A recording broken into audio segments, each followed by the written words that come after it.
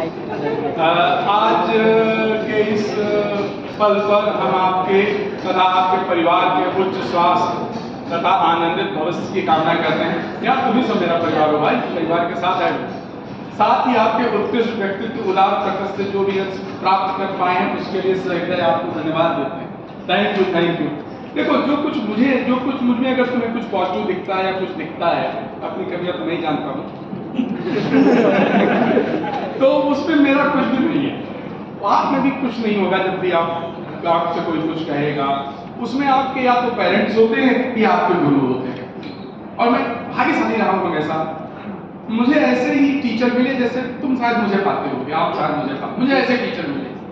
मैं बहुत छोटा सा था, मुझे इतनी कहानी याद है जो उन्होंने किया था। मैं लगभग शायद 5th क्लास में आऊंगा।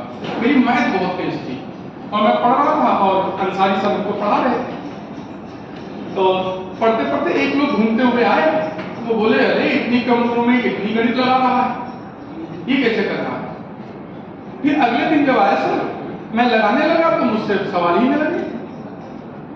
तो और कोई होता डांटता बांटता, उन्होंने कहा तुम पढ़ो मत, हमने रोक दिया। फिर हमको लेके मम्मी के पास गए और बोले कि हम इनको लेके जाना है आते। वो हमको जानते हो कहाँ ले गए? हमको झराने ले गए। ओझा होते हैं वो हमको उनके पास ले गए। वहां उसने मुझे झाड़ा फूका, राइट? पता नहीं किसको गाली दे रहा था वो, मुझे करके फूक रहा था और फिर वो हमको लेकर के आए। अब मुझे नहीं पता इसमें क्या हकीकत, कैसे हकीकत क्या हुआ। अगले दिन मेरे सवाल लगने लगे।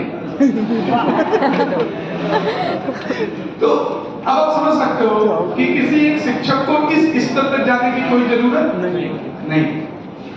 मेरे एक वाहियात सर रहे हैं, इंग्लिश को हमें पढ़ाते थे। मैं जब 10th में जाके उनके पास बैठा करता था, वो मुझसे यही कहते थे कि विवेक, मेरे पास तुम्हें पढ़ाने के लिए कुछ नहीं, क्योंकि जो 10वां लड़के जैसे यूपी में जो कोचिंग का सिस्टम होता है, सुबह 4:30-5 बजे साइकिल से हम टीचर